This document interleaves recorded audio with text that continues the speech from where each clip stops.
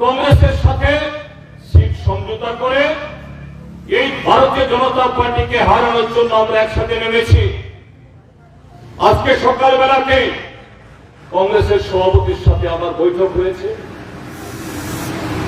কংগ্রেসের সাথেও আমরা একটা যৌথ প্রচার পত্র বিলি করব এবং সেই যৌথ প্রচার পত্রে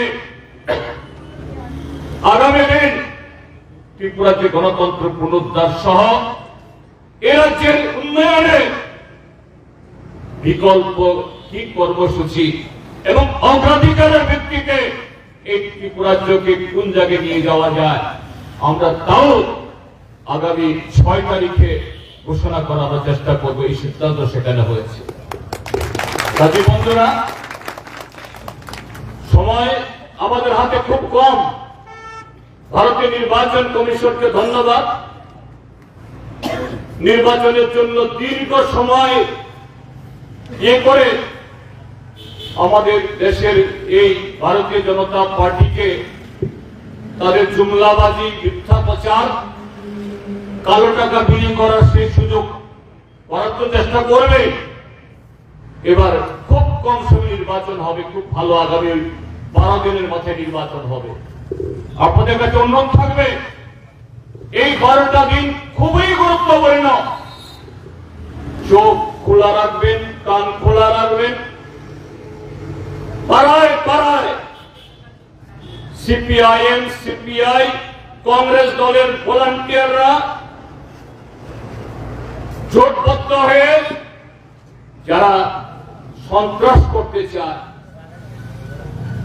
কালো টাকা বিলি করতে চায়, ওই ভোটের কেনা প্রশ্নে পরিণত করতে চায়, এদের বিরুদ্ধে রুখে দাঁড়াবে। নির্বাচন কমিশন প্রতিশ্রুতি দিয়েছে জিরো পোল ভায়োলেন্স তারা করবেন।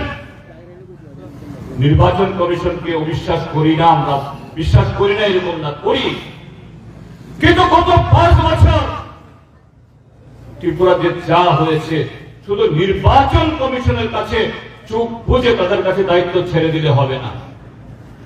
আমরা আশা করব পুলিশ প্রশাসন তারা এই মুহূর্তে ডাক্তার মানিক সাহার নির্দেশে তারা চলছে না, তার অধীনে না। এই মুহূর্তে পুলিশ প্রশাসন ভারতের নির্বাচন কমিশনের নির্দেশিকায় তারা চলছেন, সংবিধানের নিয়মে তারা চলছেন। আমরা আশা করব পুলিশ প্রশাসন তাদের সে দায়িত্ব তারা পালন করবে। কিন্তু তারপরও জনগণের ঐক্য, জনগণের পাহারা, নজরদারি খুব জরুরি। আর ভারতীয় জনতা পার্টির বন্ধুদের বলবো, রাজনৈতিক দল হিসাবে আপনাদের প্রচার করার অধিকার, মানুষের ঘরে যাওয়ার অধিকার নিশ্চয়ই আপনাদের আছে। কিন্তু গত 5 বছর যা করেছেন এগুলো ভুলে যান, এগুলো ভুলে যান।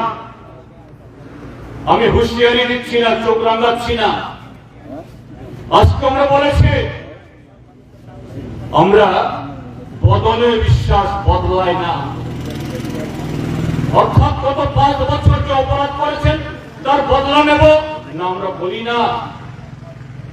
কারণ আপনাদের নেতৃত্ব তাদের কায়েমি স্বার্থের জন্য আপনাদের নষ্ট করেছে, তাই আপনারা কাজেই শান্তি বজায় রাখা, সুষ্ঠু অবাধে নির্বাচন যাতে সংগঠিত হয় তার দায়িত্ব যেমন আমাদের, আপনাদেরও। এভাবে ত্রিপুরাজ্যের গণতান্ত্রিক যে আমাদের সংস্কৃতি, রাজনৈতিক সংস্কৃতি, সেই মহিমাকে তুলে ধরব। আগামী 16 তারিখ সচেতন ভাবে আমাদের এই কেন্দ্রের প্রার্থী কংগ্রেস সত্যজিৎ রিয়াংকে কাছি দানের শীর্ষে ভোট দিয়ে জয়যুক্ত করে নতুন সরকার, নতুন ইতিহাস, যে ইতিহাস হল ত্রিপুরা রাজ্য থেকে বিজেপির বিদায় না, 2024 সালে দিল্লি থেকে নরেন্দ্র মোদীকে হটানোরও শপথ এই নির্বাচনের মধ্য দিয়ে